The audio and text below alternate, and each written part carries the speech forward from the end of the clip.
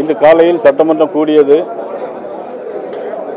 கேள்வி நேரம் முடிந்தவுடனே சீரோவரில் மாண்புமிகு முதலமைச்சர் அவர்கள் கரூர் சம்பவத்திற்கான விளக்கத்தை சொன்னார்கள்.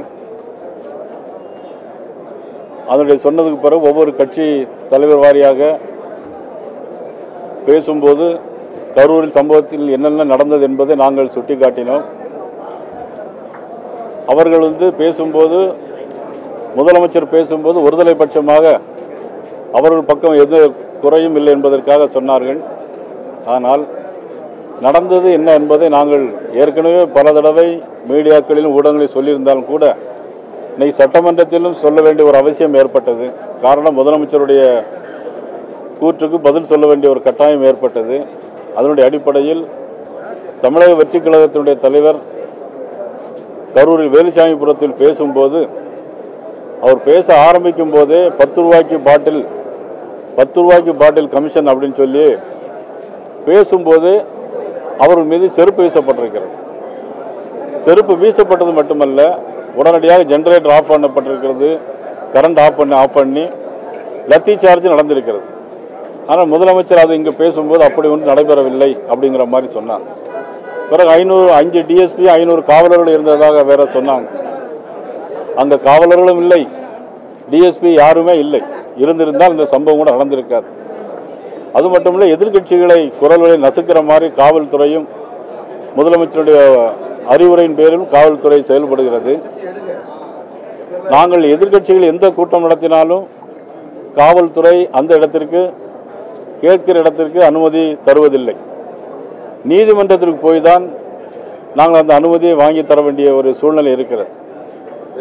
அது மட்டுமல்ல, தமிழக வெற்றிக் கழகம் கேட்ட இடம் கரூரில் உள்ள ரவுண்டானா பகுதியை கேட்டிருந்தார்கள். அதில் தான் எதிர்கட்சி தலைவரும் பேசியிருந்தார், முதலமைச்சரும் அதிலே தான் பேசியிருந்தார்கள், திமுகவை சேர்ந்தவர்கள் அதே இடத்தில் தான் பேசினார்கள். ஆனால் அந்த இடத்தில் அனுமதி கொடுத்திருந்தால் 41 பேர் உயிர் இழந்திருக்க மாட்டார்கள். ஆனால் அதே நேரத்தில் ஒரு குறுகலான இடத்தில் கொடுத்து இவ்வளவு சாவுக்கும் 41 பேர் சாவுக்கும் காரணமாக இன்னைக்கு தமிழக அரசாங்கம் இருந்தது என்று சொன்னால் மிகவும் வருத்தத்திற்கும் வேதனைக்குரிய செயலாக இருக்கிறது. தமிழக வெற்றிக் கழக தலைவர் எல்லா இடங்களிலும் போயிருக்கிறார். ஆனால் கரூரில் வரும்போதுதான் சம்பவம் நடைபெறுகிறது என்று சொன்னால் கூட்டத்திற்குள் ரவுடிகள் இருந்திருக்கிறார்கள். ரவுடிகள் செருப்பை கலத்து வீசியிருக்கிறார்கள். எப்போ வீசியிருக்கிறார்கள் சொன்னால் 10 ரூபாய்க்கு பாட்டில் கமிஷன் போகுது, 10 ரூபாய்க்கு பாட்டில் கமிஷன் போகுதுன்னு சொன்னதுனால தான் இவ்வளவு பிரச்சனை வந்திருக்கு. இதை முதலமைச்சர் சட்டமன்றத்தில் மறைத்து காவல்துறை மீது எந்த நடவடிக்கை தவறும் இல்லை அப்படிங்கிற மாதிரி சொன்னாங்க. இல்லை, முழுக்க காவல்துறை தான் பொறுப்பேற்க வேண்டும் என்று நாங்கள் சொல்லி காவல்துறை சரியில்லை என்பதை சொல்லி கரூர் சம்பவத்து வருத்தத்தையும் தெரிவித்து நாங்கள் வெளிநடப்பு செய்திருக்கிறோம். தமிழக டிஜிபி வெங்கட்ராமன் செய்தியாளர் சென்றாரு. கரூர் சம்பவத்துக்கு மறுநாள் 500 போலீஸ் தான் பாதுகாப்பு பணியில் இருந்தாங்கன்னு சொன்னார். ஏடிஜிபி தேவாசீர்வாதமும் அதே தான் சொல்லியிருந்தாரு. தமிழ்நாடு முதலமைச்சர் சட்டப்பேரவையில் 606 காவல்துறையினர் அங்கே பாதுகாப்பு பணியில் இருந்தாருன்னு சொல்றாங்க. இல்லை, இந்த முரண்பட்ட தகவல் எப்படி பார்க்குறீங்க? இந்த பாதுகாப்பில் தான் குளறுபடி தொடர்ச்சியாக பேசப்பட்டதில்லை, குளறுபடி அதில் சந்தேகமே கிடையாது. அவங்க டிஜிபி ஏடிஜிபி சொன்னது வேறு, முதலமைச்சர் சபையில் சொல்வது வேறு. ஆனால் அதே மாதிரி 41 பேர் இறந்து போனாங்க. ஆனால் சபையில் முதலமைச்சர் சொன்னது என்னென்னா 41 இறந்து போனது, ஆஸ்பத்திரியில் 200 பேர் இருந்தார்கள்னு சொன்னாங்க. ஆனால் நாங்கள் போகும்போது 52 பேர் தான் ஆஸ்பத்திரியில் இருந்தாங்க. 52 பேர் தான் ஆஸ்பத்திரியில் இருந்தால் நாங்களே கேட்டு தெரிஞ்சுக்கிட்டோம். ஆனால் முதலமைச்சர் நீ சொல்லும்போது 200 பேர் சொன்னாங்க.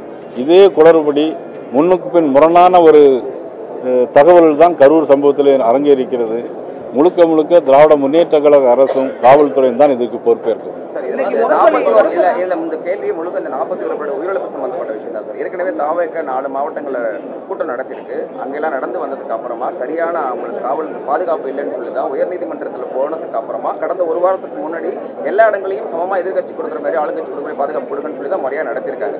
அப்படி இருக்கும் பொழுது எதிர்பார்த்த கூட்டத்தை விட அதிகமாக வரும் பொழுது மாவட்ட காவல்துறை அதிகாரிகிட்ட தான் அந்த அதிகாரம் இருக்குது, அந்த கூட்டத்தையே நிறுத்திருக்கலாம். அந்த மாதிரி ஒரு சூழல் நடந்த விஷயத்தை இல்லை, அதில் உளவுத்துறை அவங்களுக்கு சரியான தகவல் கொடுத்து நிறுத்திருக்க வேண்டியது உளவுத்துறையினுடைய கவனக்குறைவு. உளவுத்துறை செயல்படவில்லை, காவல்துறை சரியாக செயல்படவில்லை. அவங்க நினச்சாங்க யார் இறந்து போனால் என்னங்கிற மாதிரி தான் நினச்சிட்டு இருந்தாங்களே தவிர மக்களுடைய நலனை கருதி தமிழக இன்றைய காவல்துறை இல்லை. இந்த கணக்குகளை மாற்றி மாற்றி சொல்றது குறிப்பாக எப்படி பார்க்குறீங்க? டிஜிபி சொல்றதையும் சிஎம் சொல்றதையும் இவங்க வெறும் 500 போலீஸ் பாதுகாப்பு, அதே நேரத்தில் கூடுதலாக போலீஸ் அங்கே இருந்தாங்கன்னா மக்கள் நிற்க முடியாதுன்னு டிஜிபி சொல்றாரு. ஆனால் சிஎம் இன்னைக்கு 606 பேர் இருந்தாங்க, 91 பேர் வெளி மாவட்டத்தில் பாதுகாப்புக்கு வர வச்சுன்னு சொல்றாரு. அதாவது 12 மணிக்கு வருவதாக இருந்து 7 மணிக்கு வந்ததாக இவ்வளவு தகவல்லாம் இவ்வளவு தெளிவாக சொல்கிற முதலமைச்சர் ஏன் அவருடைய காவல்துறை உளவுத்துறை இருக்குது? அப்போ உளவுத்துறை செயல்படலையா? உளவுத்துறை சரியான தகவலை லா அண்ட் ஆர்டர் போலீஸுக்கு தெரிவிக்கலையா? கலெக்டர் அந்தந்த மாவட்ட ஆட்சித்தலைவருக்கு தெரிவிக்கலையா? இதெல்லாம் தான் தகவல்கள் முன்னுக்கு பின் முரணாக இருக்கிறது.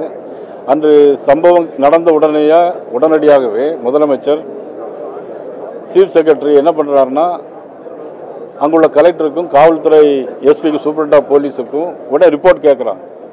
ரிப்போர்ட் கேட்டு ரிப்போர்ட் வருவதற்கு முன்னாடியே ஒரு தனிநபர் ஆணையத்தை அறிவிக்கிறாங்க. அதன் பிறகு இவர்கள் எந்த விதமான முன்னெச்சரிக்கை நடவடிக்கையும் இவர்கள் எடுக்கவில்லை. இன்னைக்கு முரசொலியில் ஒரு தலையங்கம் எழுதியிருக்காங்க. அதில் என்னன்னா பாஜக சொல்லி தான் தாவேகா கட்சியே உருவாக்குனதா அதில் கட்டுரை வந்திருக்கு. இது எப்படி பார்க்குறது? அதே போல் இன்னைக்கு சட்டமன்றத்தில் கூட பேசினாங்க, கூட்டணிக்காமடி நீங்கள் பேசுகிறீங்க அப்படின்னு சொல்லி சொன்னாங்க. இதில் தமிழக வெற்றி கழகம் என்பதற்காக அல்ல, இறந்து போன 41 உயிர்கள் பாதுகாக்கப்பட வேண்டும் என்பதற்காக நாங்கள் பேசணுமே தவிர இதில் கூட்டணி எங்களுக்கு இல்லை. இன்னும் சொல்லப்போனால் அவர்கள் கூட்டணி ரொம்ப ஸ்ட்ராங்காக இருக்குன்னு நினச்சிட்டு இருக்கிறாங்க. 2011 இதே மாதிரி தான் வலுவான கூட்டணியாக வச்சுருந்தாங்க. விடுதலை சிறுத்தைகள், திமுக, காங்கிரஸ் எல்லா கட்சிகளும் வச்சு சேர்த்து. ஆனால் மக்கள் மனமாற்றம் ஏற்பட்டது, ஆட்சி மாற்றம் வந்தது 2011. அதே மாதிரி ஆட்சி மாற்றம் நிச்சயமாக வரும். இந்த சூழல்ல இந்த சிபிஐ என்கொயரியில் இது முழுக்கமான விஷயம் வரும் நம்புறீங்களா? நிச்சயமா எதிர்பார்த்த மாதிரியான ஒரு முடிவு வரும் நினைக்கிறேன். நிச்சயமா சிபிஐ விசாரணை முடிவில் ஒரு நல்ல தெளிவான ஒரு முடிவு கிடைக்கும். நமக்கு உச்சநீதிமன்றம் அமைத்த அந்த ஓய்வு பெற்ற நீதிபதியோடைய அந்த கமிட்டியில 2 ஐபிஎஸ் அதிகாரிகள் வெளி மாநிலத்தை சார்ந்தவர்கள் தமிழர்கள் இல்லை. அதனால தமிழ்நாடு அரசு உச்சநீதிமன்றத்தை அணுகும் முதலமைச்சர் பேசியிருக்காரு. எப்படி பார்க்குறீங்க? இவங்க என்னைக்கு தான் இந்த தமிழ் இல்லைன்னு சொல்லி நல்லவர்கள் நியாயமானவர்கள் தான் பார்க்கணுமே தவிர இதில் நீதிபதி அப்போங்க தமிழ்நாட்டு வரவுடைய நீதிபதி பூரா தமிழ் நீதிபதியாக தானே போட வேண்டியிருக்கும். முதலமைச்சர் அதெல்லாம் கேட்கலாம். நீங்கள் இன்று சட்டமன்றத்தில் கரூர் துயர சம்பந்தமாக விதி 55 கீழ் நேற்று நாங்கள் பாட்டாளி மக்கள் கட்சியினுடைய சட்டமன்ற குழு தலைவராகிய நானும், துணைத் தலைவராகிய சதாசிவமும், கொறடாவாகிய சிவகுமாரும் 3 பேரும் கவன ஈர்ப்பு கொடுத்தோம் சபாநாயகரிடம். ஆனால் இன்று அனைத்து கட்சிகளையும் அழைத்து அந்த 55 விதியின் கவன ஈர்ப்பு தீர்மானத்தில் பேச வாய்ப்பு வழங்கிய பொழுது பாட்டாளி மக்கள் கட்சி ஆகிய எங்களுக்கு பேச வாய்ப்பு வழங்க மறுத்துவிட்டார்கள். நாங்கள் தொடர்ந்து எங்கள் கருத்துக்களையும் அந்த கரூர் துயர சம்பவத்தினுடைய கருத்துக்களை வெளியிடுவதற்கு பேசுவதற்கு வாய்ப்பு மறுக்கப்படுகிறது. அந்த அடிப்படையில் நான் வெளிநடப்பு செய்தோம். ஏனென்றால் தமிழகத்தில் பெரிய ஒரு துயர சம்பவம், கரூரில் நடைபெற்ற அந்த 41 உயிர் இழப்பு, அப்பாவி மக்கள் எல்லோரும் வருந்துகிறோம். எங்கள் கட்சியினுடைய பாமக தலைவர் அன்புமணி ராமதாஸ் ஐயா அவர்களும் நேரடியாக சென்று பாதிக்கப்பட்ட மக்களுக்கு நேரில் ஆறுதல் கூறினார். ஆறுதல் கூறியது மட்டுமல்லாமல் இந்த முழு விசாரணை தமிழக அரசு மட்டுமல்ல சிபிஐ விசாரணை வர வேண்டும் என்று கோரிக்கை வைத்தார். அந்த அடிப்படையில் இப்பொழுது சிபிஐ விசாரணையை நாங்கள் வரவேற்கிறோம். அது மட்டுமல்லாமல் தமிழகத்தில் அதிகமான கூடும் கூட்டங்களில் தமிழக உளவுத்துறை காவல் அலுவலர்கள் சரியான நடவடிக்கை எடுத்தால் இது போன்ற சம்பவம் நடைபெற்று இருக்காது. ஏனென்றால் ஒரு தமிழக அரசாங்கமானது ஒவ்வொரு குடிமகனுக்கும் பாதுகாப்பு வழங்க வேண்டும் சட்டத்தின் அடிப்படையில். அந்த அடிப்படையில் பாதுகாப்பு வழங்கியிருந்தால் இந்த இழப்பு ஏற்பட்டிருக்காது. தயவுசெய்து இனிமேலாவது அரசாங்கம் எதிர்க்கட்சிகளாகட்டும் மற்ற மக்கள் கூடும் இடங்களாக முழுமையான பாதுகாப்பு வழங்கி அப்பாவி மக்கள் பாதிக்கப்படக்கூடாது, இந்த உயிரிழப்பு ஏற்படக்கூடாது என்பது எங்களுடைய கோரிக்கை. அது மட்டுமல்லாமல் அந்த உயிரிழந்த அப்பாவி மக்களுடைய ஒவ்வொரு குடும்பத்திற்கும் தமிழக அரசு பொறுப்பேற்று 50 லட்ச ரூபாய் நிதியும் ஒவ்வொரு வீட்டிற்கும் அரசு வேலைவாய்ப்பு வழங்க வேண்டும் என்று எங்களுடைய பாமக தலைவர் அன்புமணி கோரிக்கை. நாங்களும் அந்த கோரிக்கையை தமிழக அரசுக்கு வைத்து கொண்டு இருக்கிறோம். தமிழக அரசு விரைவாக அந்த பாதிக்கப்பட்ட மக்கள், ஏனென்றால் பாதிக்கப்பட்ட மக்கள் ஏதோ ஒரு கட்சியையும் ஒரு நடிகரையும் சார்ந்தது அல்ல. தமிழகத்தினுடைய சாதாரண மக்கள், பொதுமக்கள், அவர்கள் பாதிக்கப்பட்ட மக்கள் ஒவ்வொரு குடும்பமும் இப்பொழுது மீளா துயரத்தில் உள்ளது. அந்த குடும்ப வாழ்க்கை உயர்வதற்கு தமிழக அரசு விரைவான நடவடிக்கை எடுத்து அந்த 10 லட்சம் போதாது 50 லட்சம் நிதியும் அரசு வேலையும் வழங்க வேண்டும். இந்த நேரத்தில் நான் கோரிக்கை வைக்கிறோம். நன்றி, வணக்கம். போராட்டம் நடத்தியிருந்தோம். இன்னும் சபாநாயகரை சந்திச்சு ஏதாவது சொல்லியிருக்கோமா?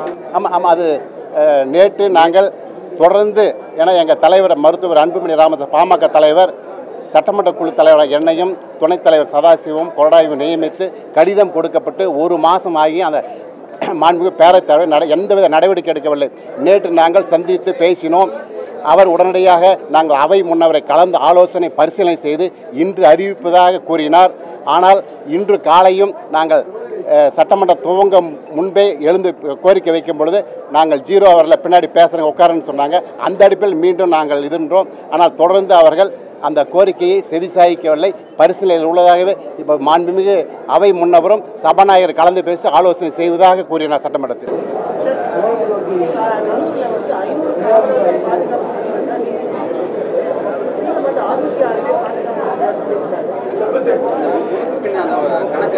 தவறான கருத்து தான். உண்மையான கருத்து அரசு அலுவலர் டிஜிபி என்ன சொல்ல அதுதான் உண்மையான கருத்து. ஏன்னா காவல்துறை ஆணை அவங்க தான் வழங்கினது. ஏனென்றால் அரசாங்கம் ஆளுங்கட்சியை கூட்டம் போட்டால் அதிகமான காவலர்களும் அதிகமான பாதுகாப்பு இருக்குது. எதிர்க்கட்சிக்கு முறையான பாதுகாப்பு பொதுவாக வழங்குவதில்லை. எல்லோருக்கும் நார்மலாக நடக்கிற விஷயம் அது. அதனால் பொதுமக்கள் எங்கு யாராரும் ஒரு அரசாங்கம் என்பது ஆளுங்கட்சி எதிர்க்கட்சி பார்க்கக்கூடாது. அனைத்து மக்களுக்கும் பொதுவான அரசாங்கம் நடவடிக்கை எடுக்க வேண்டும். அவர் சொல்கிறது முன்புக்கு புலமாக தான் இருக்குது. ஏன்னா போலீஸ் 500 பேர்ன்றாங்க, சிஎம் 606 பேர்ன்றாங்க. பொதுவாகவே ஒரு கூட்டம் கூடுற இடத்துல உளவுத்துறை இவ்வளோ பேர் வருவாங்க, இவ்வளோ பேர் கூடுவாங்கன்றத உளவுத்துறைக்கு தான் தெரியும். அது அரசு தான் பொறுப்பே இருக்கணும். அரசு காவல்துறை கட்டுப்பாட்டில் வச்சுருக்க முதலமைச்சர் தான் இவ்வளோ பேர் கூடுவாங்க. கூட்டம் அதிகமாக கூடுறதுனால தான் இந்த கூட்ட நெரிசல் ஏற்பட்டிருக்குது. அதனால தான் உயிரிழப்பு இறந்துருக்கு. நன்றி.